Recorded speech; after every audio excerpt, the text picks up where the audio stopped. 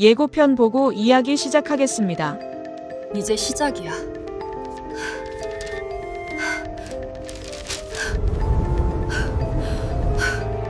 영변 핵시설 지하 3층, 밤 11시.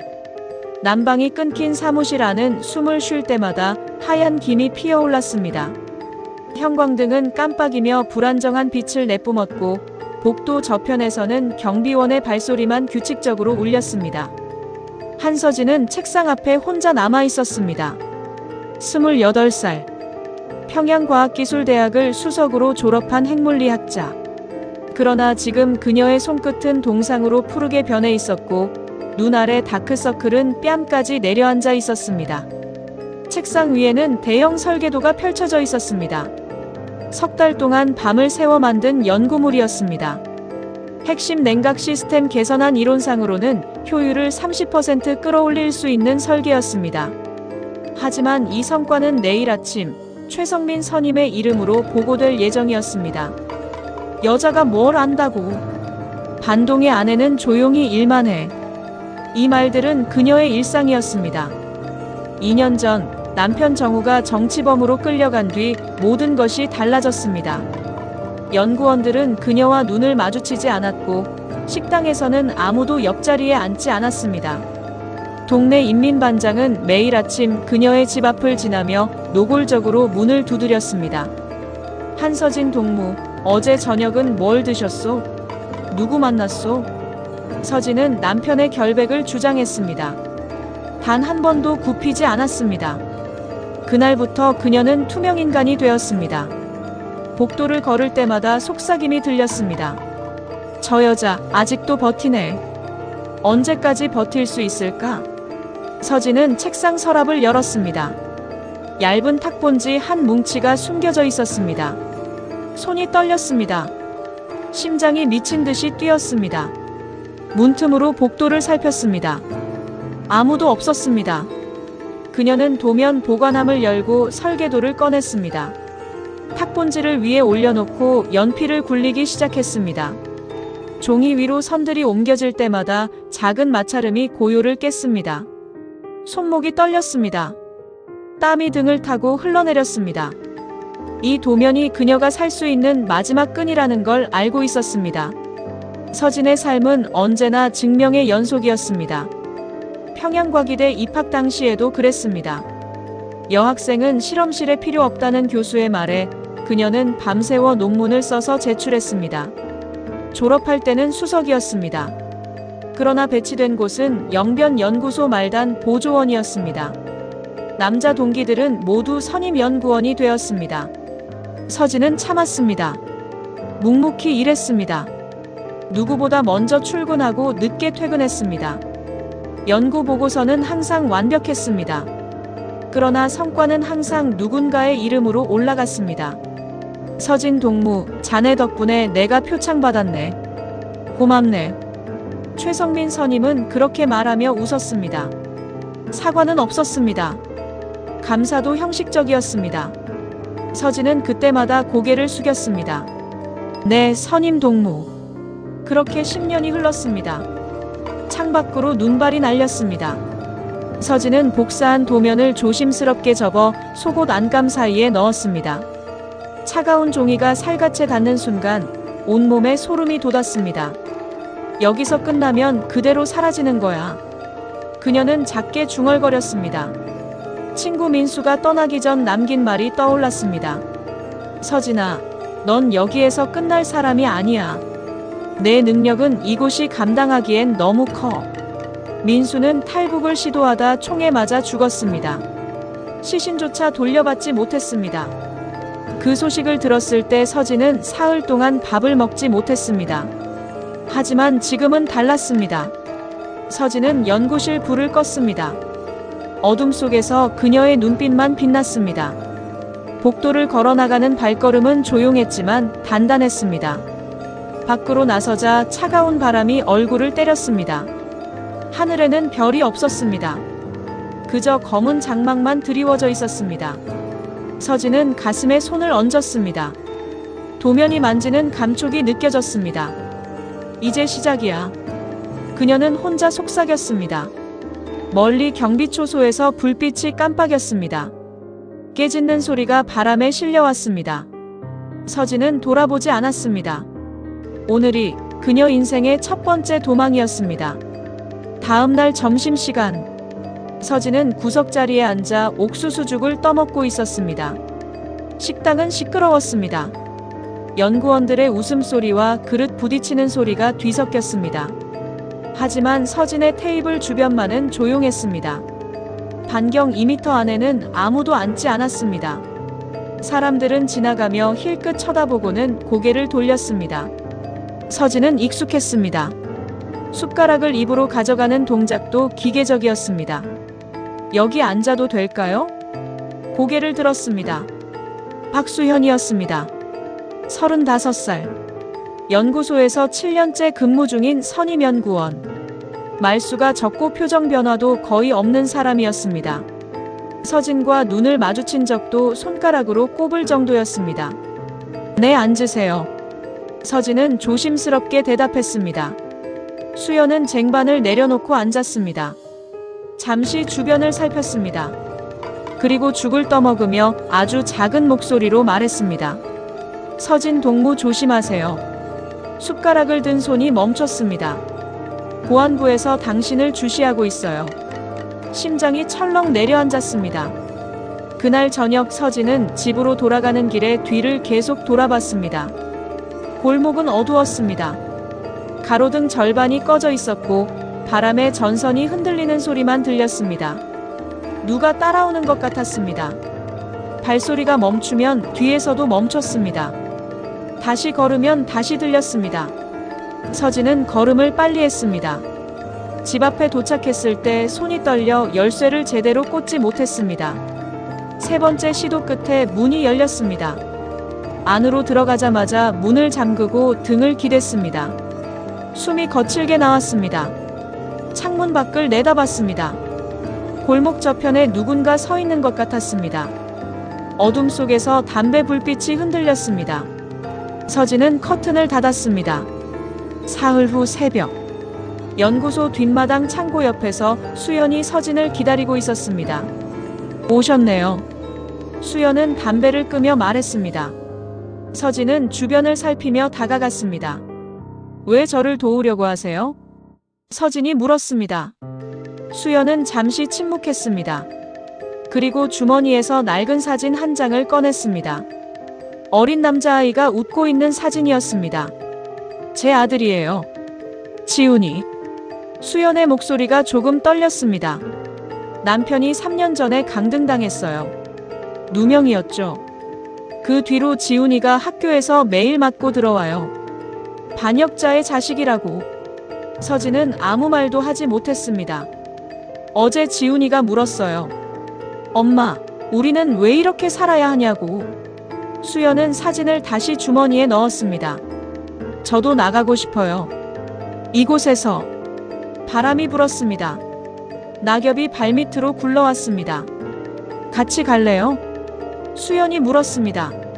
서진은 고개를 들었습니다. 수연의 눈빛은 진지했습니다. 둘이면 더 안전할 거예요. 다음 주 내내 두 사람은 은밀히 만났습니다. 화장실, 계단 뒤, 연구소 뒷길. 사람이 없는 곳을 찾아다녔습니다. 중국까지 가려면 브로커가 필요해요. 수연이 말했습니다. 제가 아는 사람이 있어요. 순이 언니라고 부르는 사람인데 여자예요. 여자요? 네. 그래서 더 믿을만해요. 이쪽 일에서는 여자가 더 철저하거든요. 서진은 고개를 끄덕였습니다. 돈은요? 제가 모아둔 게 좀 있어요. 남편 몰래 팔아둔 물건들이 있거든요. 수연이 작게 웃었습니다. 쓸쓸한 웃음이었습니다. 당신은요? 저도 금반지 2개랑 달러 조금 있어요. 그럼 충분할 거예요. 하지만 문제가 생겼습니다. 일주일 뒤 수연이 창백한 얼굴로 나타났습니다. 브로커가 사라졌어요. 뭐라고요? 순이 언니가 보안부에 잡혔대요. 누가 밀고 했나봐요. 서진은 벽에 등을 기댔습니다. 무릎에 힘이 풀렸습니다. 어떡하죠? 수연도 말을 잇지 못했습니다. 두 사람은 한동안 말없이 서 있었습니다. 멀리서 개 짖는 소리가 들렸습니다. 다른 브로커를 찾아야 해요. 수연이 먼저 입을 열었습니다. 하지만 누굴 믿죠? 이번에는 우리가 밀고 당할 수도 있어요. 서진이 떨리는 목소리로 말했습니다. 그래도 해야죠. 수연이 서진의 손을 잡았습니다. 차가운 손이었습니다. 포기하지 말아요. 우리 같은 여자는 여기에 남으면 끝이에요. 서진은 수연의 눈을 바라봤습니다. 그 눈 속에 자신과 같은 절망과 희망이 동시에 담겨 있었습니다. 알아요. 그날 밤 서진은 침대에 누워 천장을 바라봤습니다. 어둠 속에서 남편 정우의 얼굴이 떠올랐습니다. 서진아, 넌 강한 사람이야. 넌 할 수 있어. 정우가 끌려가기 전날 밤 했던 말이었습니다. 서진은 눈을 감았습니다. 가슴에 손을 얹었습니다. 도면이 여전히 그곳에 있었습니다. 조금만 더 버티자. 그녀는 작게 중얼거렸습니다. 창밖으로 달빛이 희미하게 들어왔습니다. 어디선가 기차 기적 소리가 울렸습니다. 멀리, 아주 멀리 가는 기차. 서진은 그 소리를 들으며 눈을 떴습니다. 반드시 나갈 거야. 그녀의 목소리는 단단했습니다. 순이 언니가 잡힌 지 사흘째 되는 날, 서진은 연구소 화장실에서 피를 토했습니다. 거울 속 자신의 얼굴은 창백했습니다. 눈은 충혈되어 있었고 입술은 갈라져 있었습니다. 물로 입을 헹구는 손이 떨렸습니다. 밖에서 누군가 화장실 문을 두드렸습니다. 한서진 동무 나오시오. 보안부였습니다. 서진은 숨을 깊이 들이마셨습니다. 손을 닫고 문을 열었습니다. 네. 복도에 두 명의 남자가 서 있었습니다. 검은 인민복에 무표정한 얼굴. 한 명은 수첩을 꺼내 들었습니다. 어제 저녁 7시 반 어디 계셨소? 집에 있었습니다. 증명할 수 있소?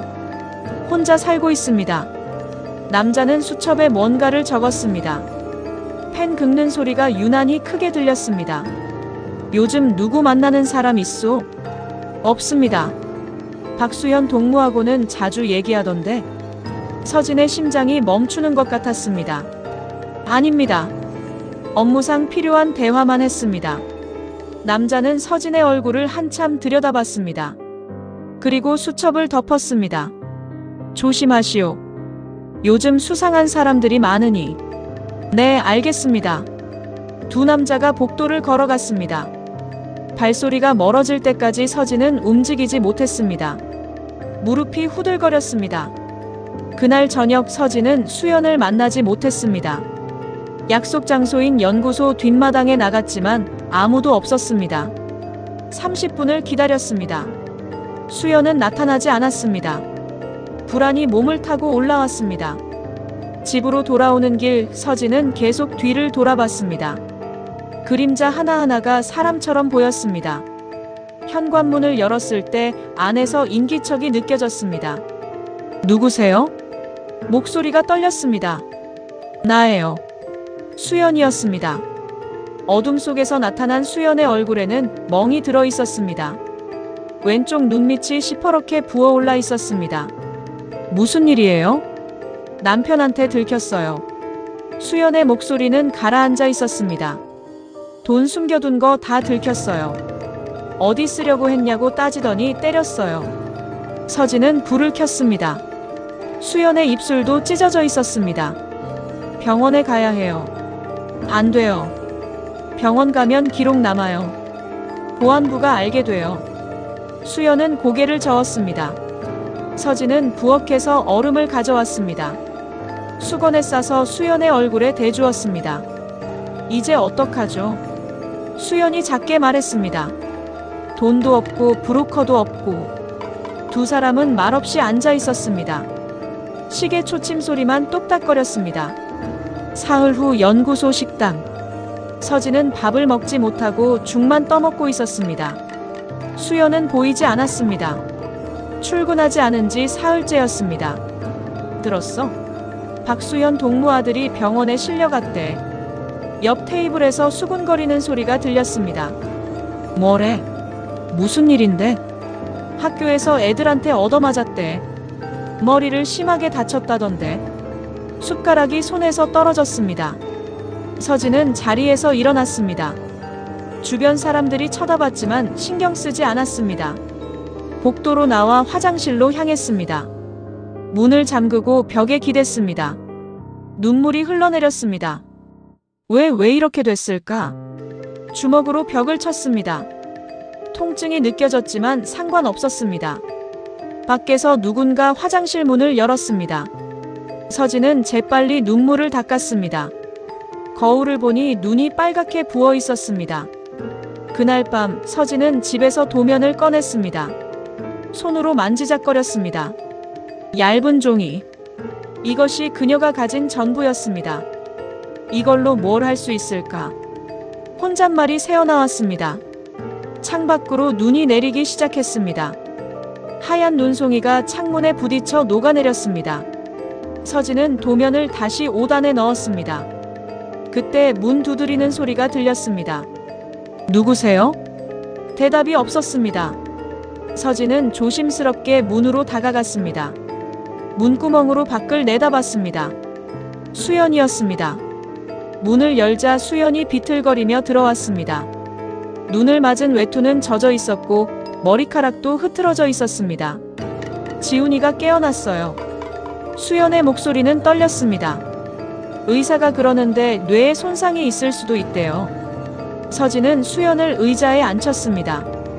뜨거운 물을 끓여 컵에 담아 건넸습니다. 수연은 컵을 두 손으로 감쌌습니다. 한참 동안 아무 말도 하지 않았습니다. 서진 동무. 네. 우리 포기해야 할까요? 서진은 대답하지 못했습니다.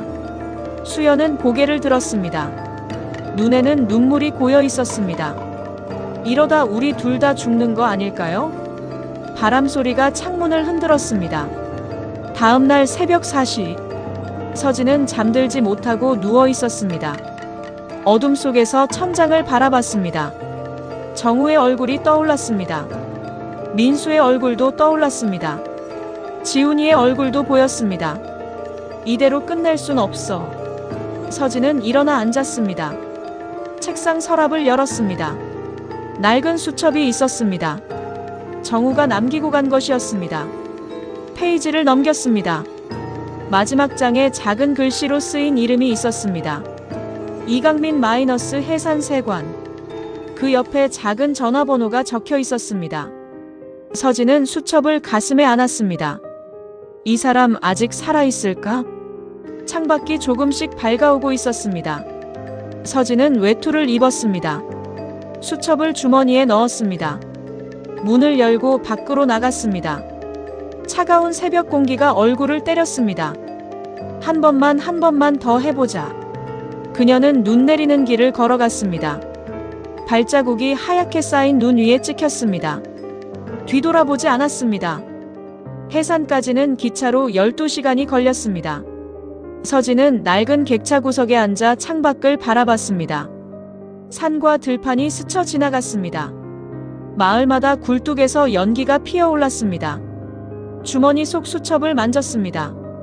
이강민 마이너스 해산세관. 정우는 왜 이 이름을 남겼을까? 믿을 수 있는 사람일까? 아니면 함정일까? 답은 없었습니다. 그래도 가야 했습니다. 해산역에 내렸을 때는 해가 지고 있었습니다. 플랫폼은 한산했습니다.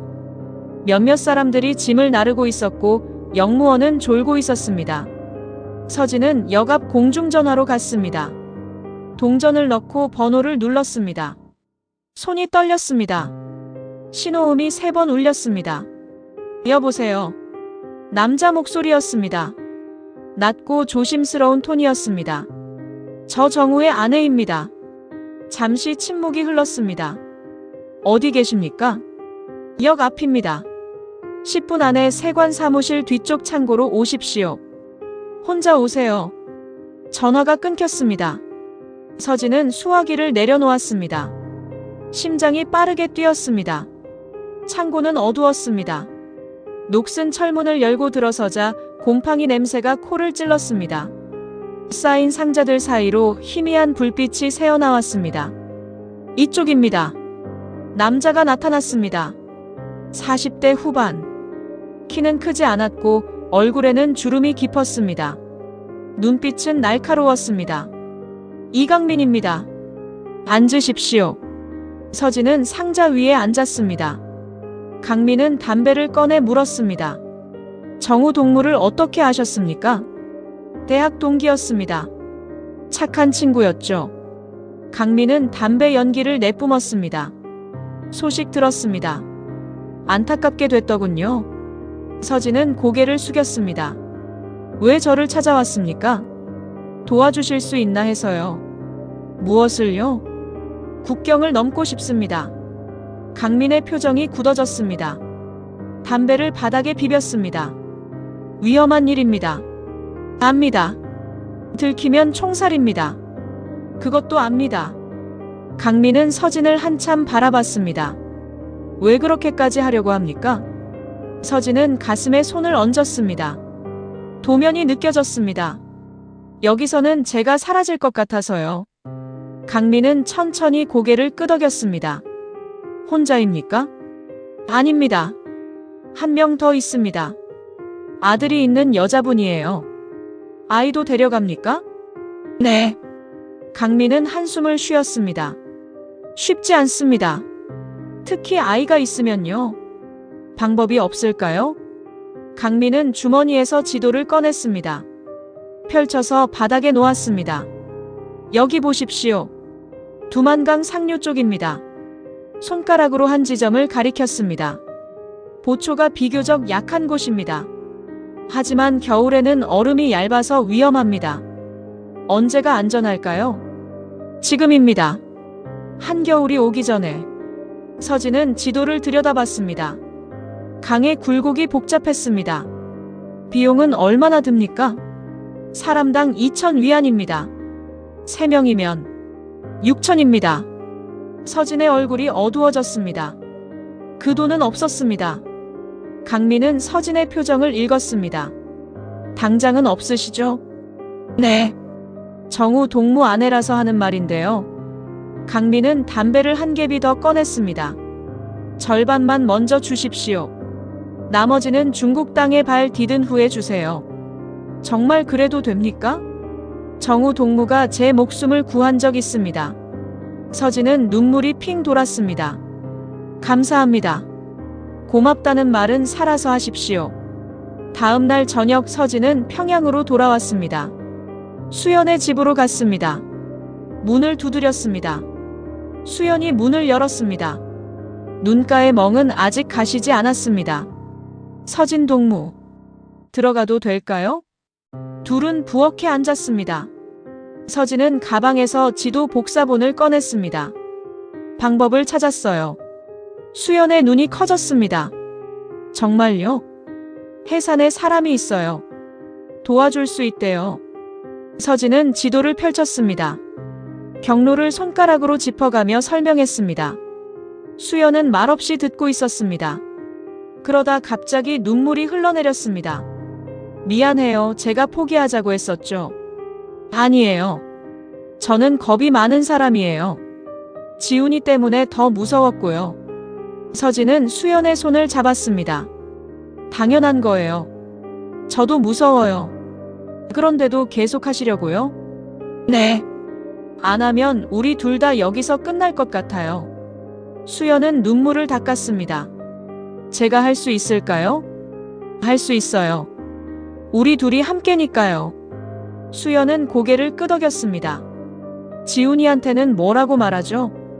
여행 간다고 하면 돼요. 아이들은 잘 믿잖아요. 그렇죠. 둘은 잠시 침묵했습니다. 밖에서 바람이 불었습니다. 창문이 덜컹거렸습니다. 서진 동무. 네. 고마워요. 혼자였으면 못했을 거예요. 저도요. 두 사람은 마주보며 웃었습니다. 오랜만에 짓는 웃음이었습니다. 그날 밤 서진은 집으로 돌아와 도면을 꺼냈습니다. 촛불을 켜고 종이를 펼쳤습니다. 선 하나하나가 선명했습니다. 조금만 더 버티자. 그녀는 도면을 다시 접었습니다. 옷 안감 깊숙이 넣었습니다. 창밖으로 별이 보였습니다. 구름이 걷히고 달빛이 방 안으로 들어왔습니다. 서진은 달을 바라봤습니다. 정우야, 나 잘하고 있는 거 맞지? 대답은 없었습니다. 하지만 가슴속 어딘가에서 목소리가 들리는 것 같았습니다. 넌 할 수 있어. 넌 강한 사람이야. 서진은 눈을 감았습니다. 내일부터 준비가 시작될 것입니다. 두만강까지는 멀고 험한 길이었습니다. 하지만 이제 그 길이 보였습니다. 희미하지만 확실한 길. 서진은 처음으로 깊은 잠에 빠져들었습니다. 꿈속에서 그녀는 강을 건너고 있었습니다. 발밑의 얼음은 단단했습니다. 건너편에는 빛이 보였습니다. 2주 후 두만강 상류. 밤 11시. 강은 얼어붙어 있었습니다. 달빛이 얼음 위에 반사되어 은빛으로 빛났습니다. 서진과 수현 그리고 10살 지훈이가 강둑에 숨어 있었습니다. 이강민이 손으로 신호를 보냈습니다. 지금입니다. 조용히. 서진은 가슴을 쓸어내렸습니다. 도면이 그곳에 있었습니다. 수연은 지훈이의 손을 꼭 잡았습니다. 엄마, 무서워요. 괜찮아. 엄마가 있잖아. 첫 발을 내디뎠습니다. 얼음이 드득하고 소리를 냈습니다. 심장이 터질 것 같았습니다. 한 걸음, 또 한 걸음. 강 중앙에 이르렀을 때였습니다. 거기 서라. 탐조등이 켜졌습니다. 눈이 부셨습니다. 뛰세요. 이강민이 소리쳤습니다. 총성이 울렸습니다. 얼음이 튀어올랐습니다. 발밑에서 금이 가는 소리가 들렸습니다. 지훈아. 수연이 아들을 앞으로 밀었습니다. 그 순간 얼음이 깨졌습니다. 서진의 몸이 물속으로 빠졌습니다. 차가웠습니다. 숨이 막혔습니다. 온몸이 얼어붙었습니다. 하지만 손은 가슴을 움켜쥐었습니다. 도면 잃으면 안 돼. 누군가의 손이 뻗어왔습니다. 서진아, 이 손 잡아. 수연이었습니다. 서진은 손을 뻗었습니다. 손가락이 닿았습니다. 잡았습니다. 얼음 밖으로 끌어올려졌습니다. 기침이 터져나왔습니다. 물을 토했습니다. 달려요. 셋은 다시 뛰었습니다. 뒤에서 총성이 계속됐습니다. 발밑의 얼음이 흙으로 바뀌는 순간 중국 땅이었습니다. 수연이 무릎을 꿇었습니다. 해냈어요. 우리 해냈어요. 울음이 터졌습니다. 서진도 주저앉았습니다. 눈물과 강물이 뒤섞여 얼굴을 적셨습니다. 지훈이가 두 여자를 안았습니다. 엄마, 이모 괜찮아요? 응, 괜찮아. 멀리 북한 땅이 보였습니다. 탐조등은 여전히 강을 비추고 있었습니다. 하지만 이제 닿지 않았습니다.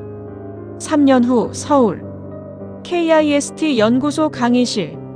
서진은 칠판 앞에 서 있었습니다. 정장 차림, 단정한 머리, 환한 표정. 학생들이 자리를 채웠습니다. 20명쯤 되었습니다. 안녕하세요. 한서진입니다. 목소리는 차분했습니다. 오늘은 여러분과 자유에 대해 이야기하려 합니다. 칠판에 자유라고 썼습니다. 자유는 공짜가 아닙니다. 분필을 내려놓았습니다. 저는 자유를 얻기 위해 많은 것을 잃었습니다. 학생들이 숨죽여 들었습니다. 남편을 잃었고, 고향을 잃었고, 10년 세월을 잃었습니다. 서진은 잠시 멈췄습니다. 하지만 동시에 많은 것을 얻었습니다. 미소를 지었습니다.